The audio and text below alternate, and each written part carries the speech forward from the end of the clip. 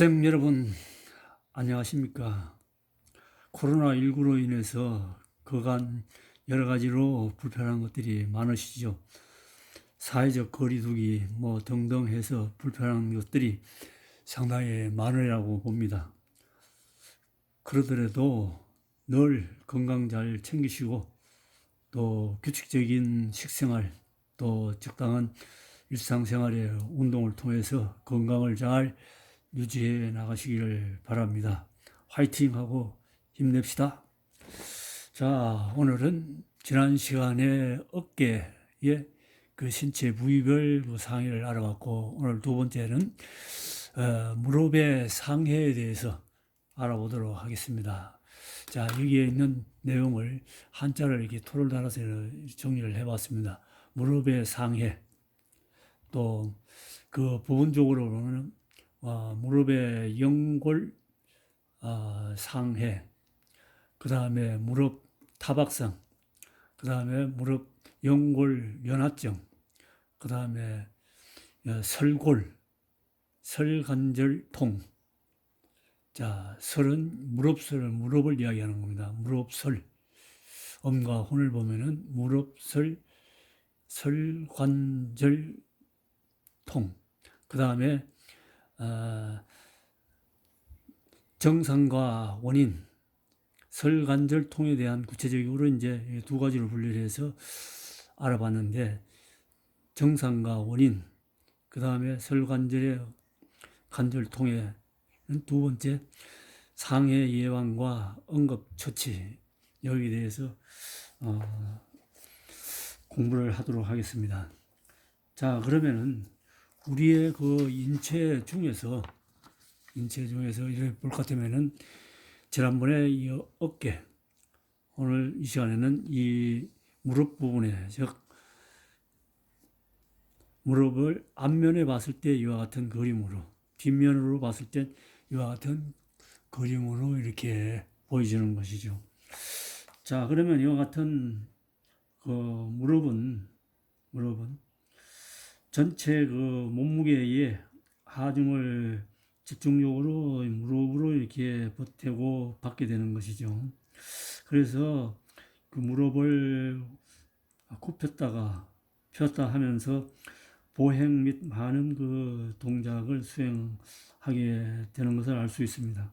그래서 무릎은 우리 몸을 지탱해 주는 아주 중요한 그러한 역할자라고 이렇게 이야기를 할 수 있겠고, 자, 그런 만큼 상해의 그 빈도가 상당히 많이 높은 것을 알 수가 있습니다. 먼저 이런 것을 이야기를 할 수가 있겠는데, 이건 무슨 이야기냐 할 것 같으면은, 우리가 잘 아는 대로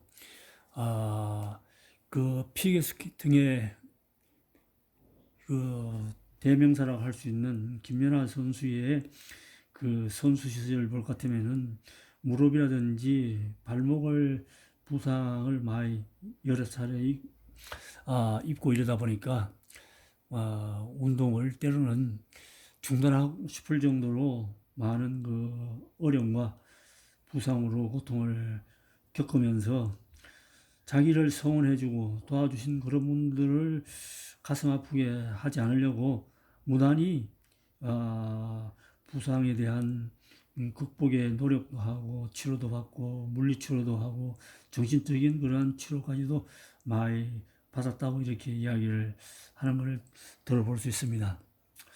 자, 그리고 또 심장이 너무나 뛰어나고 그러다 보니 튼튼하다 보니까 축구 선수의 박지성 선수 같은 경우는 심지어 전성기에 그 뛰는 그 폭력적인 그런 그 능력을 우리가 지칭하면서 박지성은 일명 심장이 둘인 것 같다라고 할 정도로, 그런 정도로 아주 건장하고 잘 뛰는 또 훌륭한 그런 선수였던 걸로 알 수 있습니다. 축구 선수라고 하면 한때는 박지성을 대명사로 불릴 정도로 이렇게 대단했던 그런 시절이 있었던 것이죠. 자, 이런 선수도 여러 차례 부상을 입고 심지어 무릎 부상으로 말미암아 결국은 33살에 안타까울 정도로 조기 은퇴를 한 이러한 그 불명예스러운 그런 아쉬운 점을 우리가 예를 들어서 볼 것 같으면은 선수들은 늘 부상을 안고 뛰고 또 선수 생활을 하게 되고 큰 부상으로 말미암아 결국은 정신적으로 신체적으로 말할 나위 없고 겪는 그 고충과 고통이 너무나 크다라는 그런 이야기죠. 그래서 우리의 그 신체 중에서 인간은 무릎에 대한 그 부분의 하중이 너무 크기 때문에 여기에 대한 걸 많이 중요시 다룰 수밖에 없는 거죠. 그래서 우리 인간의 무릎은 몸을 지탱해 주는 그런 중요한 그런 요인의 역할을 하게 되고 또 상해가 늘 빈번하게 일어나는 그런 현상을 알 수가 있는 겁니다. 자, 그러면은 무릎에 대한 연골의 그 부위를 알아볼 것 같으면은 이와 같은 신체 부위의 연골에 대한 이 부분은 중요한 부분이 여기에 볼 것 같으면은 먼저 뭐가 있냐면은 여기에 무릎에 설계골이 있고 또 나머지 인대 부분 아래 왼쪽 아래 부분에 보면은 후십자 인대에서 뒤에서 본 그런 장면이 아니고 그 앞면에 이렇게 봤을 때에 뒤십자 인대라고 하는 이러한 부분이 여기에 있습니다. 그 다음에 여기 볼 것 같으면 이것은 볼 것 같으면은 그 앞십자인대 뭐 이런 정도 또 그 외에 뭐 반월인대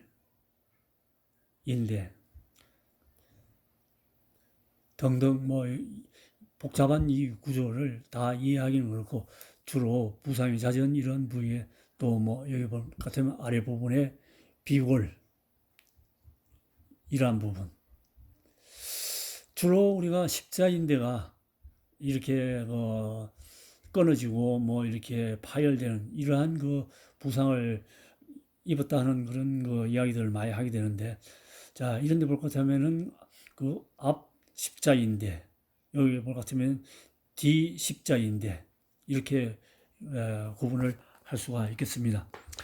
자 이와 같은 무릎 부분에 의해서 볼 것 같으면은 무릎의 첫째 무릎 관절의 첫 번째 부분에 볼 것 같으면은 뭐가 나오냐면은 무릎에 의해서 연골상해를 지금부터 설명을 하게 되는데 첫째 무릎 연골상해는 무릎 자체는 연골상해라는 의미가 무슨 뜻이냐면은 하지골을 받쳐주는 신체의 맨 윗부분인 무릎 연골의 그 손상을 의미하는 것으로서 연골상해는 무릎의 탈구라든지 또 골절 이런 것들의 원인에 의해서 무릎에 대한 직접적인 충격이라든지 장기간에 과도한 그런 가사용 이런 것들에 의해서 격렬한 근육 수축에 문제가 생기고 또 여기서 드러나는 증상 자체를 무릎 부위에서 특히 무게를 느낄 때에 통증이라든지 압박 이런 것들에 의해서 무릎 관절이 굳어지는 그런 느낌을 보인다는 것이죠. 이럴 때는 응급처치로서는 전문가 지시에 전문 의사라든지 또 물리 치료사들에 의해서 PRICE 법을 실시를 하는 것이 좋겠다 권장을 할 수 있습니다. 그래서 이러한 부상으로 인해서 쇼크가 발생할 수 있고 이럴 때에는 담요라든지 두터운 옷등으로 해서 상해자를 따뜻하게 보호해주고 또 빠르게 의사에게 병원에 후송해서 여기서 무릎이라든지 발목, 엉덩이 부위를 움직이지 않도록 해서 삼각근이라든지 여기에 붕대로 고정을 시켜서 후송을 신속하게 하는 것이 필요하다고 이야기를 할 수 있겠죠. 자, 혹 여기에 무릎의 부상에 의해서 수술을 받을 시에는 수술 후에 그 목발을 사용해서 기부스를 제거한 후에 전기열 기구를 사용하고 또 온열 치료를 하는 것이 아주 좋은 효과를 볼 수가 있다는 그런 이야기입니다. 그리고 치료 기간 중에는 탄력 붕대를 이용해서 무릎을 보호해 주는 것도 절실히 필요하다, 이렇게 권장을 할 수 있겠고, 또 수술 후 첫날은 무게를 갖지 않도록 그렇게 실시하는 회복 운동을 하는 것이 기본적인 그러한 재활 운동의 그 방법이라고 이야기를 할 수 있습니다. 그 다음에 회복 전후에는 꼭 10분 정도의 10분간의 그 얼음찜질도 실시하면은 효과가 크다고 이야기를 합니다. 그러므로서 상해를 예방하기 위해서는 항상 운동 전이라든지 또 운동 전 체조라든지 또 스트레칭 이런 것들을 실시해 가지고 예방적인 그러한 그 준비 운동으로 대처하는 것이 필요하고, 또 기본 그 어떤 치료 후에 운동에 들어갈 때는 콘크리트 바닥이라든지 아스팔트 이런 바닥 같은 경우는 가급적이면 운동을 피하는 것이 좋다고 이렇게 봅니다. 또한 상해 경험이 있는 그런 그 무릎 쪽은 꼭 테이핑 같은 것들을 해서 보호의 수단으로 이렇게 꼭 준비를 하는 것이 필요하다 이야기를 할 수 있겠습니다. 그 다음에 이어서 두 번째는 타박상입니다. 무릎의 타박상 자체는 직접적인 충격에 의해서 무릎이라든지 피부 및 조직에 타박상을 입게 되는데, 이때에 종창과 통증을 느낄 수 있게 되게 되면은 무릎을 압박을 강하게 되고 또 딱딱하게 됨을 느끼게 되기도 합니다. 그래서 상해 부위는 처음에는 붉은색을 띠기도 하고 시간이 경과함에 따라서 흑청색으로 피부 색깔이 변하기도 합니다. 그래서 상해 정도에 따라서 무릎의 활동을 제한해야 됩니다.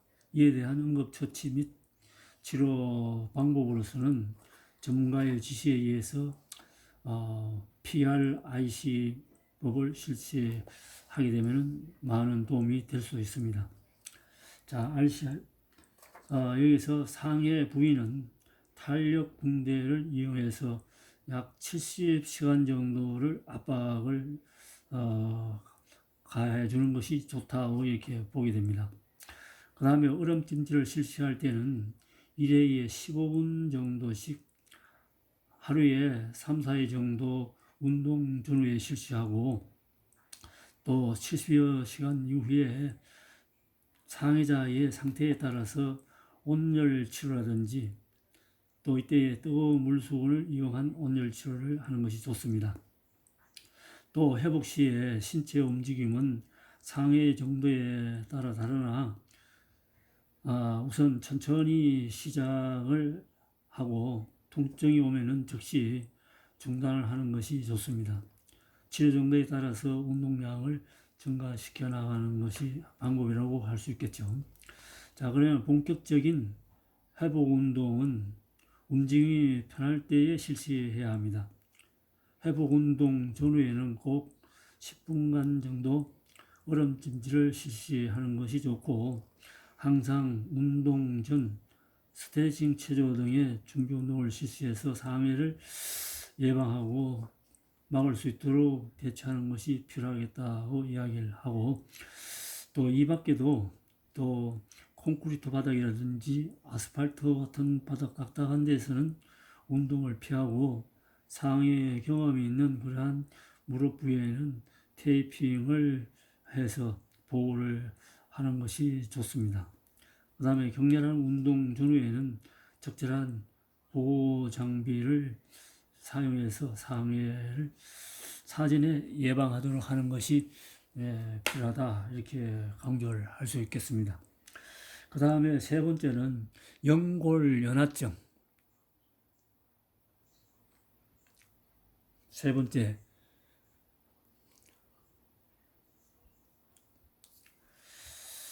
자, 여기서 연골연화증이라는 것은 무엇을 가지고 이야기하냐면은, 연골연화증은 연골의 부위에 여기서 신경이라든지 또 근이 파열돼 가지고 생기는 그러한 상태를 이야기하면서, 자, 이 연골연화증은 무릎 설계골 아래에 쑤시는 통증으로부터 시작해서 서서히 이와 같은 증상이 변화하고 커진다는 그런 이야기를 할 수 있는데, 나이가 10세에서 약 한 35세 사이에 건강하고 젊은 사람들에게 많이 이제 발병을 하게 된다고 보고, 남자보다도 여자가 다른 운동 종목보다도 조깅 애호가들에게 더 많이 발생을 한다고 이야기합니다.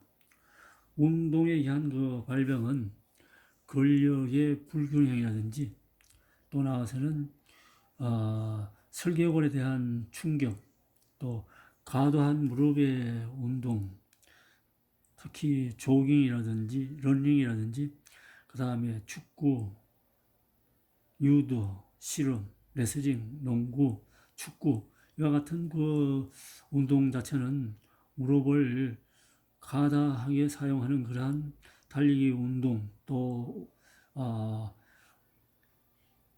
힘찬 그러한 움직임에 의해서 발생할 수 있는 그러한 현상이라고 이야기를 하게 되는데, 이때에 휴식이 또 절실히 필요하고, 또 무릎을 굽힌다든지 또 계단을 오르내리는 것을 가급적이면 피하고, 3, 4일 동안에 하루에 3, 4회 얼음찜질을 한 10분 정도씩 실시해서 열을 내리는 그런 열치료를 실시하는 것이 좋다고 이야기를 하게 됩니다. 자, 더 구체적인 그런 증상으로서는 설계골 주위에 특히 안쪽에 쑤시는 그러한 통증이 이제 발생하게 되며, 특히 달리기, 또 뛰기, 걷기 등의 그 운동 후 증상이 더 심하게 나타나는 그런 경우라고 이야기를 할 수 있는데, 설계골 연골의 연화 현상에 처음에는 무릎이 삐걱거린다든지 딸깍거리고, 또 설계골 주위에 통증이 발생하게 돼서 나타나는 그러한 현상으로서 계단을 오르내릴 때라든지, 특히 이때의 통증 및 뻣뻣함을 느끼고 부기가 발생한다는 겁니다. 그래서 연골연화증을 방지하기 위해서는 딱딱한 바닥에서 장시간의 운동을 피하고, 상지근과 엉덩이근의 근력을 강화시킴과 동시에 설계골에 압박을 주는 활동을 피하여야 합니다.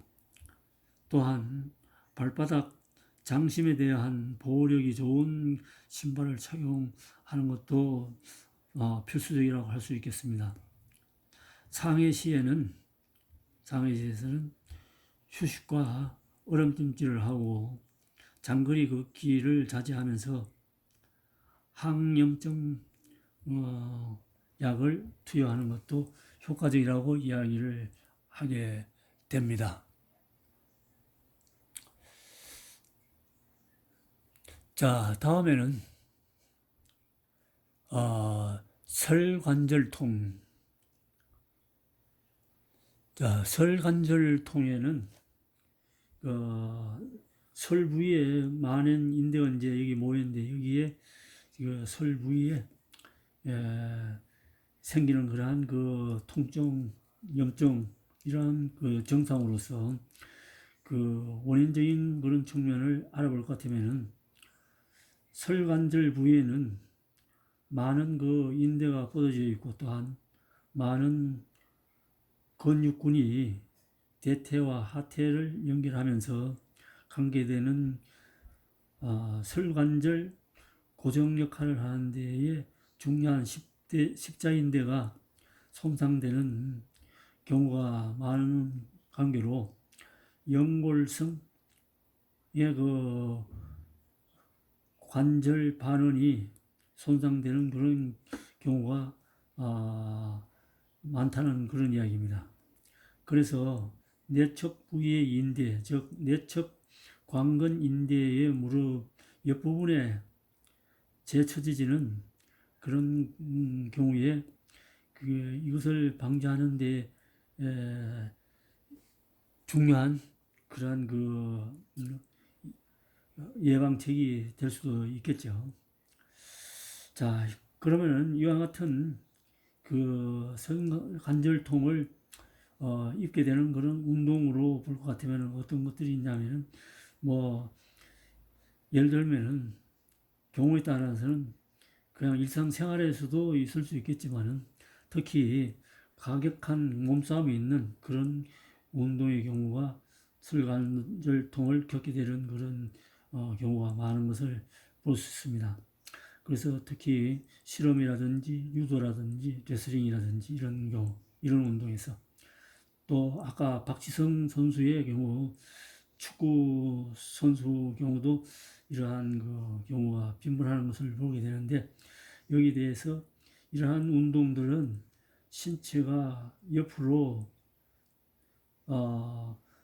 덮쳐졌을 때에 생기는 그러한 경우가 많은데 특히 스키 같은 경우도 신체를 급격히 방향을 전향시킬 때에 이와 같은 상해가 많이 발생하는 것을 볼 수가 있습니다.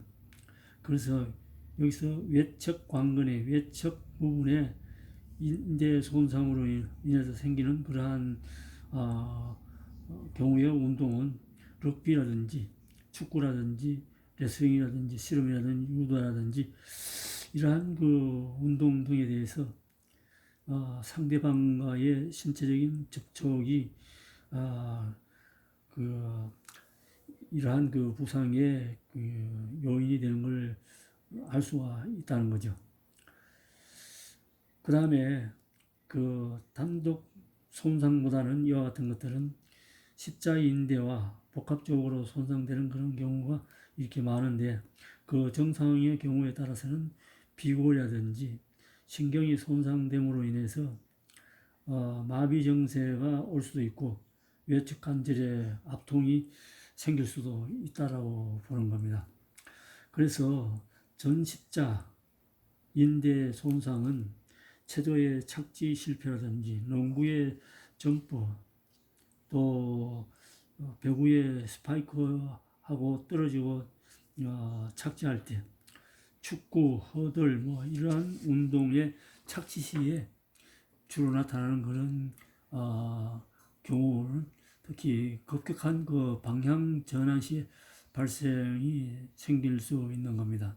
그래서 인대가 삐걱거리고 또 무릎이 비틀어져서 이렇게 생기는 순간적 뚝 하고 소리가 느낄 때에 이러한 손상이 온다는 것이죠. 그런 혈액이 정체되고 종창이 발생한과 동시에 심한 통증으로 인해서 설관절 부위의 가동성이 상실되고 시간이 경과됨에 따라서 부위는 더욱더 뚜렷해진다는 겁니다. 그 다음에 후십자 인대는 대퇴골의 전내방으로부터 경골의 후외방으로 걸쳐져 있는 반면에 하태가 후방으로 벗어나는 그런 것을 방지하는 역할을 하는데, 축구라든지 유도라든지 실험이라든지 레슬링 같은 럭비 같은 이런 종목의 경기에서 무릎이 갑자기 꺾일 때에 발생할 수도 있고, 무릎 뒤쪽에서 압박으로 가해질 때에 통증이 느껴진다고 이야기할 수 있습니다. 그 다음에 반응 손상은 상해 원인에 따라서 다르게 나타나는 경우도 있는데, 첫째, 가볍게 꼬인다든지 넘어질 정도로 이러한 상태의 원인이 되어 무릎이 펴지지 않거나 관절통을 호소하게 된다는 것이죠. 둘째는 체조의 착지, 농구의 배구의 착지, 스파이크 할 때 배구 경기 같은 경우는 높게 뛰었다가 순간적으로 떨어지는 순간 이렇게 해서 착지에 문제가 생겨서 상해를 입는 이러한 전십자 인대와 함께 단열이 생기는 경우가 있고, 셋째는 접촉성 경기에 의해서 손상으로 내척부 또 인대 단열과 함께 내척 바늘도 끊어지는 그런 경우가 생긴다는 거죠. 그리고 또 점프 시에 설관절 부위에 굴신작용이 심하게 반복되면서 염증이 생기기도 하고, 동작 시에는 강한 통증이 무릎으로 전달되기도 하는데, 증상이 심한 경우에는 심전 동작 시에 통증이 나타난다고 합니다. 이러한 증세는 농구라든지 배구 등의 점프와 착지, 전력 질주가 계속되는 운동선수에서 많이 이제 생기게 되게 되는데, 이러한 동작 수행 시에는 충격이라든지 스트레스가 대퇴사두근이라든지 대퇴사두근, 설계골, 그 다음에 설계인대, 경골 조면으로 연결되는 세로선에 의해서 흡수되는 것이 너무 무리한 그 사용으로 부담을 주기 때문에 발생된다는 것이죠. 또한 육상 경기의 중장거리 선수 경우는 무릎 관절 연골이 연화되어서 통증이 나타나기도 하는데, 그대로 방치해두면 여기서 심하게 되면은 통증으로 인해서 무릎이 굴곡 운동이라든지 기능장애를 나타낼 수도 있다는 그런 이야기입니다.